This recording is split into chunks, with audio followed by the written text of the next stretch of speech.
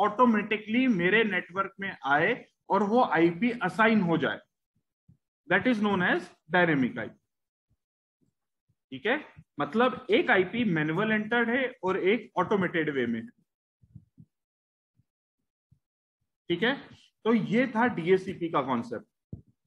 अगर कुछ सिस्टम है उनको परमानेंटली एक ही आईपी देना है, that is known as static IP.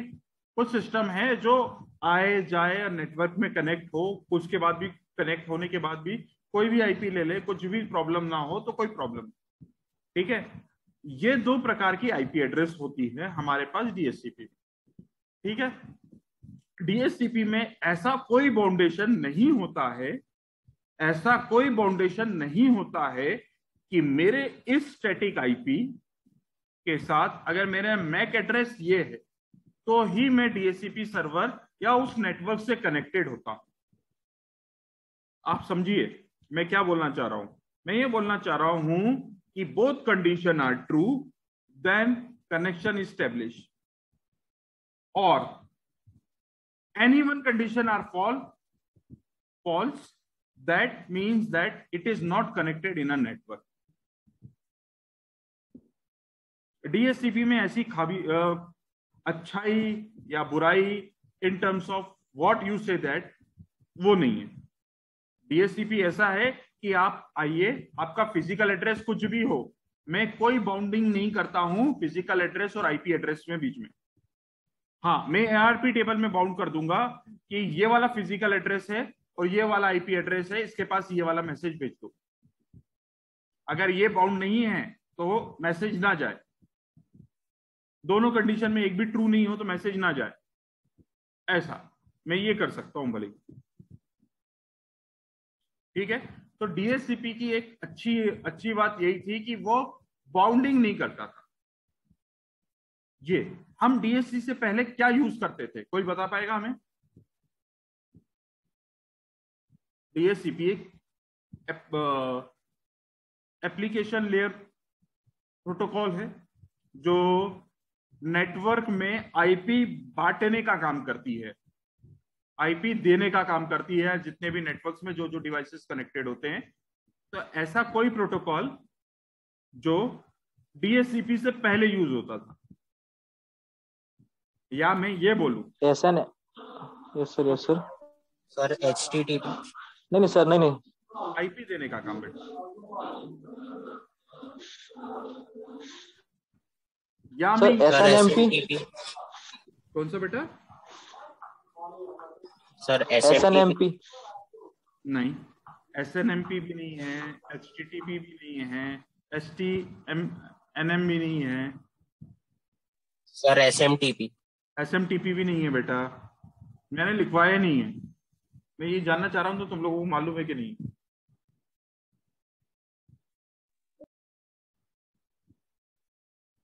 Sir नहीं पता। गूगल झटफट से, बिल्कुल इतनी देर गूगल करने में भी नहीं लगती, स्मार्ट आंसर होने चाहिए अपने।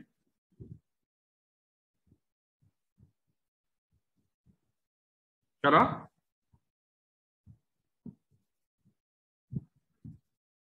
चलो ठीक, उस प्रोटोकॉल का क्या नाम था ये मैं अभी नहीं बताना चाह रहा, बट वो प्रोटोकॉल क्या करता था जो डीएचसीपी नहीं करता था। इनडायरेक्ट वे में बता चुका हूं ऑलरेडी।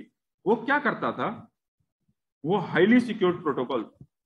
वो क्या करता था, ये वाला MAC address, A is a MAC address, B is an IP address, तो ए एंड बी कंबाइन कर देता था। अगर मेरा मैक एड्रेस ए है और मेरा आईपी एड्रेस बी है तो ही मैं उस नेटवर्क में कनेक्ट हो सकता हूं, नहीं तो नहीं हो सकता। सर बूट पी है वो? या बूटस्ट्रैप? सही रहे, बूट पी का फुल फॉर्म क्या है? Bootstrap protocol. बूटस्ट्रैप प्रोटोकॉल याद करने का तरीका, पायरेट्स ऑफ द कैरिबियन देखिए आप लोगों ने, उसमें कैरेक्टर था बूटस्ट्रैप। यस सर, देखिए है ना, तो आप उस तरीके से याद रखिएगा बूटस्ट्रैप। बात ये है कि मैंने डीएचसीपी को इतना फ्री क्यों छोड़ा? मैंने एडहॉक नेटवर्क की वजह से डीएससीपी को फ्री छोड़ा। ठीक है, आपके घर में राउटर्स है, वाईफाई राउटर है किसी के पास? हाँ सर। अगर आपके घर में वाईफाई राउटर्स है या कई और वाईफाई राउटर है, उसमें ऐसे एप्लीकेशंस होती है कि अगर मैं उस हार्डवेयर एड्रेस का उस वाईफाई राउटर में एक्सेस दे दूं, मतलब उसकी लिस्ट बना दूं, ये वाला हार्डवेयर एड्रेस से अगर कोई request I for internet connectivity allowed, अगर उस हार्डवेयर और उसके अलावा कोई भी रिक्वेस्ट कर रहा हो नॉट अलाउड,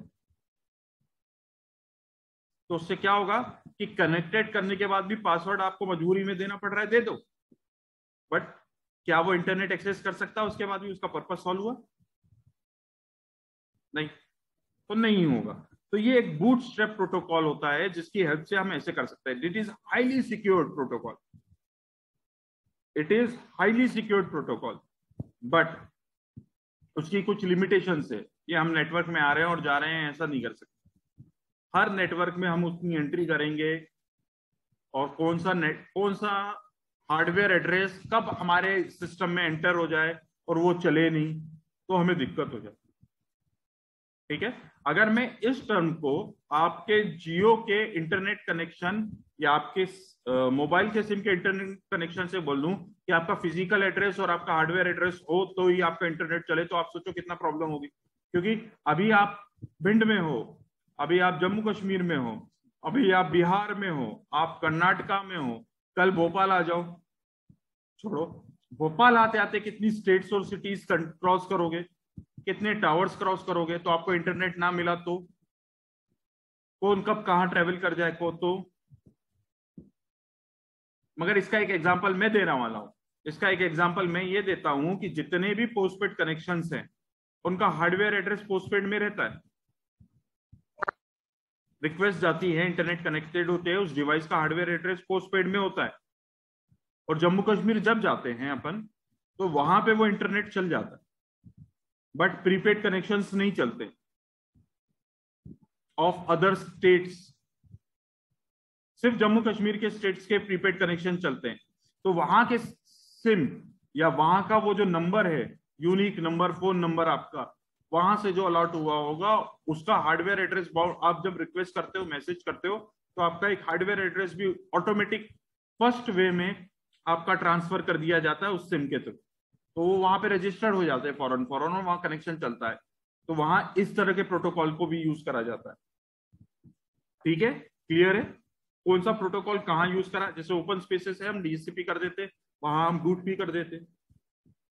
ओके, ये तरीके से हम करते हैं। अब आईपी पैकेट आईपी लेयर से तो हमारे पास आया, हमारे आउटपुट मॉड्यूल से एज इट इज क्रॉस किया और क्यूज के फॉर्म में छोटे छोटे पार्ट्स में डिवाइड करके हमने उसे भेजा किसमें? कैश टेबल के पास। कैश टेबल उसके आईपी एड्रेस के हिसाब से फिजिकल एड्रेस और फिजिकल एड्रेस के हिसाब से आईपी एड्रेस, एआरपी कंपोनेंट्स और ऑब्लिक आरएआरपी कंपोनेंट्स कर दोगे तो सेम चीज हो जाएगी। उस बेसिस पे कैश टेबल के पास जाएगा। Cash table cash control ARP packet reply के टॉप फॉर्म में उसे बाहर दे देगा एआरपी के पास में, या उसके बेसिस पे वापस वो उसको भेजे गए और यहां से इनपुट मॉड्यूल के बेसिस पे हमारे डेटा लिंक लेयर में वो चला जाएगा। तो एआरपी का काम ये है पूरा का पूरा। आप लोगों ने डायग्राम बनाया है?